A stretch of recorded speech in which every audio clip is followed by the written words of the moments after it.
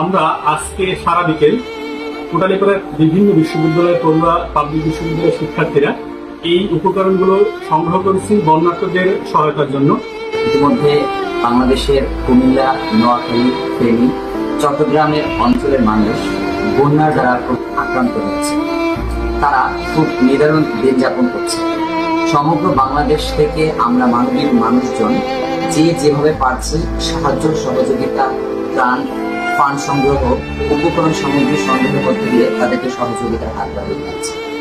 সেই আলোকে গোপালগঞ্জ জেলার কোটালীপাড়া উপজেলার বিভিন্ন বিশ্ববিদ্যালয়ের পড়ুয়া শিক্ষার্থী যারা আমার ডান পাশে বসে আছেন, অপমুন্সি এবং মেয়ে মোসালিম, একজন জগন্নাথ বিশ্ববিদ্যালয়, একজন ঢাকা বিশ্ববিদ্যালয়ের শিক্ষার্থী, সঙ্গে ছিলাম আমি নাজমুল্লাহ। আজ সারা বিকেল কোটালীপাড়ার বিভিন্ন জায়গা থেকে বিভিন্ন উপকরণ সামগ্রী, কিছু চিকিৎসার উপকরণ, কিছু দৈনিক ব্যবহার্য জিনিসপত্র, কিছু